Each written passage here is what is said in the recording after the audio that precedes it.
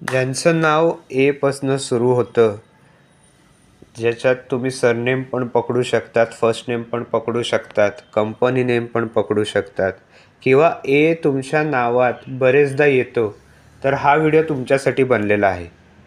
ए हा अल्फाबेट सिरीजमध्ये पहिला लेटर आहे.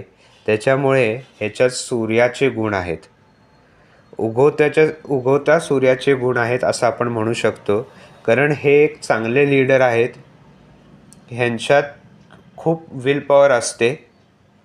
एखादी गोष्ट सुरू करण्याची ह्यांच्यात एक्साइटमेंट असते. बरेचदा तुम्ही यांना ॲम्बिशियस बघतील. ही लोक ऑनेस्ट असतात आणि यांना ओरिजिनल आयडियाज खूप येतात. थोडंसं इगोवरती त्यांनी काम केलं तर ह्यांच्यात खूप चांगले गुण आहेत. ॲरोगंट थोडे असू शकतात, पण ॲडमिनसाठी खूप चांगले आहेत. थोडं ऑफिस पॉलिटिक्स पण होतं एवाल्या लोकांबरोबर. जर तुमच्या नावात ए खूप वेळा असेल तर तुम्हाला हार्ट प्रॉब्लेम्स, बी पी इश्यू, हाडांचे प्रॉब्लेम्स आणि आयसाईटमध्ये वीकनेस हे बघू शकतात तुम्ही. यांचं कॉन्फिडन्स बरेचदा ओव्हर कॉन्फिडन्स पण होतं, तर या गोष्टीकडे पण तुम्ही बघावे. जर यांनी कुठल्याही गोष्टीवरती एफर्ट्स घेतले तर त्यांना रिझल्ट्स लगेच मिळतात आणि चांगले मिळतात. यांना नेम फेम खूप पटकन मिळतं.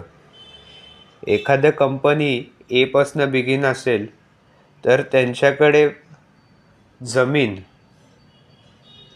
आणि एम्प्लॉईज खूप आहेत असं बघितलं गेलेलं आहे.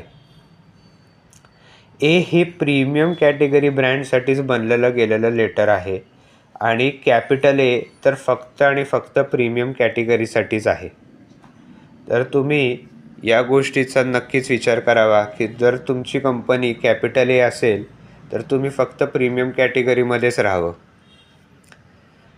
एक्झाम्पल म्हणून सांगतो की ॲमेझॉननी कॅपिटल एचं स्मॉल ए केलं कारण त्यांना मिडल क्लासला टार्गेट करायचं होतं. जर तुमचा कॅपिटल ए असेल तर तुम्ही कॉस्टिंगवरती नक्की विचार करावा, कारण तुमच्यात एक हाय प्रॉफिट काढायची एक खूप टेंडन्सी असते जे कस्टमरला आवडत नाही.